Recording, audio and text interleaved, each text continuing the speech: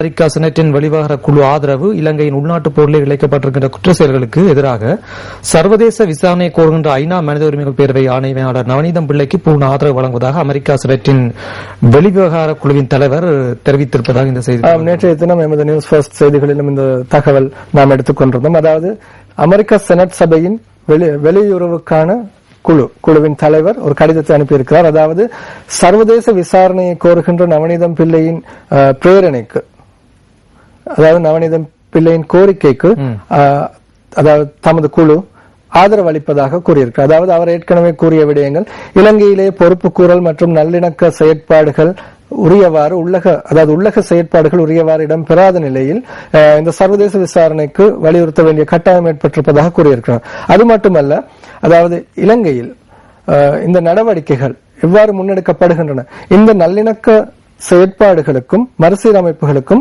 அபிவிருத்தியை காரணமாக காட்ட முடியாது என்ற ஒரு விடயத்தையும் அந்த குழு சுட்டிக்காட்டியிருக்கிறது. இந்த அடிப்படையிலே இம்முறை ஜெனீவா பிரேரணைக்கு ஆதரவு அளிக்கப் போவதாக அமெரிக்க செனட் சபையின் வெளியுறவுக்கான குழு தெரிவித்திருக்கிறது.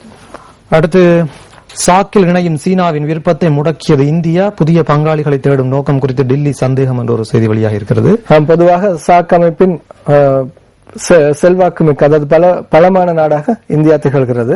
இந்த அடிப்படையிலேயே சாக் அமைப்பில் சீனாவும் சேர்த்துக் கொள்ளப்படுமாயின் இந்தியாவுக்கும் சீனாவுக்கும் இடையிலான முறுகல் அல்லது உறவு எவ்வாறு அமையப் போகின்றது என்ற சந்தேகம் இருக்கின்றது பல கோணங்களில். ஏற்கனவே சீனாவும் ஒரு புறம் தமது ஆதிக்கத்தை ஆசியாவில் நிலைநாட்டிக் கொண்டிருக்கின்றது.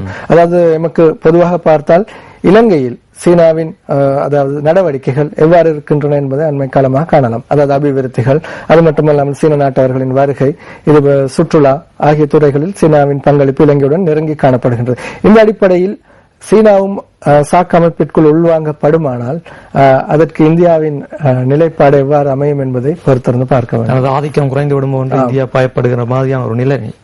முஸ்லிம் அமைச்சர்களை வெளியேற்ற வேண்டும், பொதுபல சேனா வலியுறுத்தல். நாட்டுக்கு துரோகம் இழைக்கும் முஸ்லிம் அமைச்சர்களை உடனடியாக அரசாங்கத்திலிருந்து அகற்ற வேண்டும் என்று பொதுபல சேனா தெரிவித்திருக்கிறது. ஆமா, அண்மை காலமாக பொதுபல சேனா முஸ்லிம் மக்களுக்கு எதிரான பிரசாரங்களை முடுக்கிவிட்டிருக்கிறது. அதாவது மக்களுக்கு எதிரான என்று கூறுவதை விட ஒரு சிலரது பெயர்களை குறிப்பிட்டு அவர்கள் எதிர்ப்புகளை தெரிவித்து வருகிறார்கள். அது மட்டுமல்ல, அண்மையில் இடம்பெற்ற முஸ்லிம் மக்கள் வணக்க ஸ்தலங்கள் மீதான தாக்குதல்கள் ஆகியவற்றும் தமக்கு தொடர்பில்லை என்று அந்த அமைப்பு கூறியிருக்கிறது. ஆனாலும் தொடர்ந்தும் ஒரு சில அரசியல், அதாவது முஸ்லிம் அரசியல் தலைமைத்துவங்களுக்கும் பொதுபல சேனா அமைப்புக்கும் இடையில் முறுகல் இருந்துதான் வருகிறது. அவைதான் இன்றைய தினம் வெளிவந்திருக்கின்ற தினக்குரல் பத்திரிகை இடம்பெற்ற செய்தி. நாம் தினக்குரலின் கார்ட்டூனை பார்த்துவிடலாம். முன் நிபந்தனைகளின்றி அரசுடன் பேச தயார், சம்பந்தனர்கள் குறிப்பிடுவது போன்று இந்த கார்ட்டூன் வரையப்பட்டிருக்கின்றது.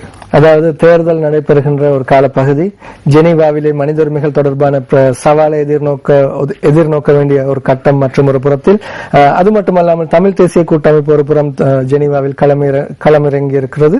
அதாவது தமது தமிழர்களின் கோரிக்கைகள், உரிமைகள் எவ்வாறு அமைய வேண்டும், அமெரிக்க பிரேரணை எவ்வாறு அமைய வேண்டும், திருத்தங்கள் எவ்வாறு கொண்டு வரப்பட வேண்டும் என்பதை ஆராய்ந்திருக்கிறது. இந்த அடிப்படையிலே சம்பந்தன் ஐயா அவர்கள் குத்துச்சண்டை கோதாவில் இறங்கிக் கொண்டு நிபந்தனையற்ற பேச்சுக்கு தயார் என்று, முன் நிபந்தனைகள் என்று அரசுடன் பேச தயார் என்று கூறியிருப்பது அங்கே கார்ட்டூனாக சித்தரிக்கப்பட்டிருக்கு.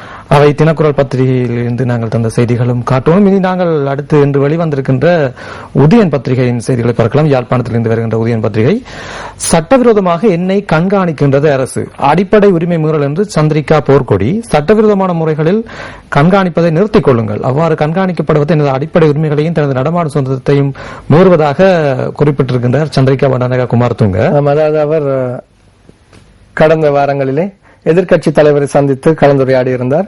இலங்கையின் சமகால விடயங்கள் குறித்து இரண்டு பேரும் கதைத்திருக்கிறார்கள். அதே நேரம் சர்வதேச ரீதியாக இலங்கை எதிர்நோக்குகின்ற சவால், நெருக்கடிகள் என்பன தொடர்பாகவும் பேசியிருக்கிறார்கள். அதாவது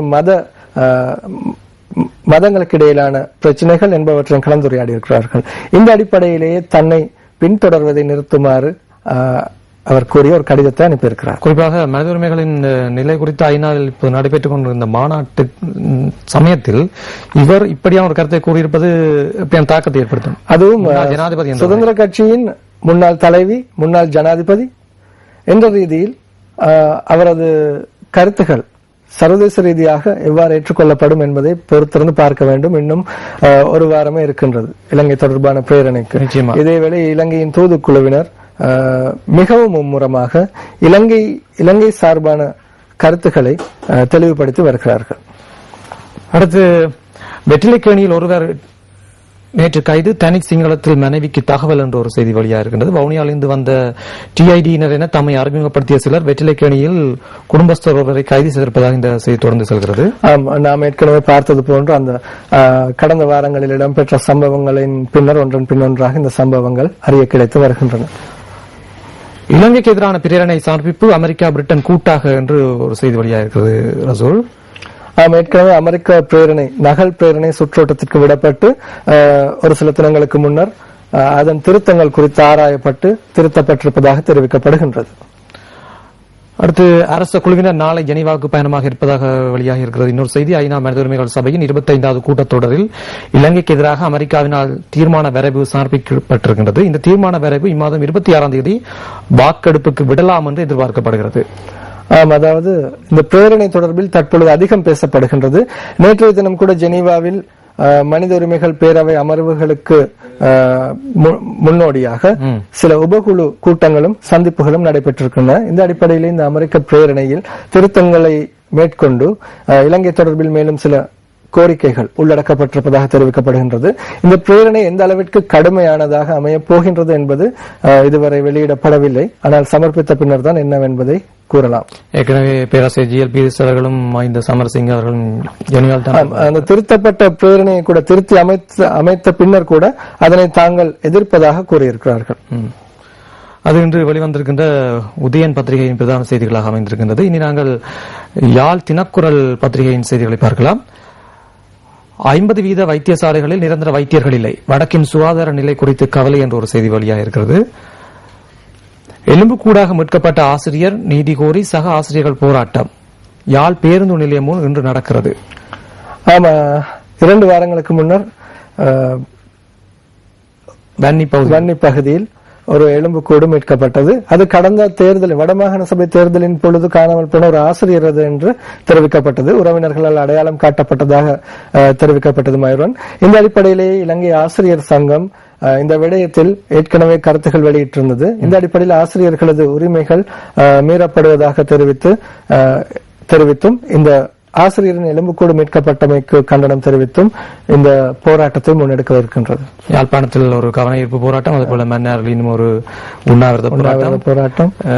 எதிரானவர்களை பழிவாங்கும் நோக்கில் புலிகள் மீளிணைவு கதைவிடும். எதிரானவர்களை பழிவாங்கும் நோக்கில் புலிகள் மீளிணைவு கதைவிடும் இலங்கை சர்வதேச மன்னிப்பு சபை தெரிவிப்பு என்ற ஒரு செய்தி வெளியாக இருக்கிறது.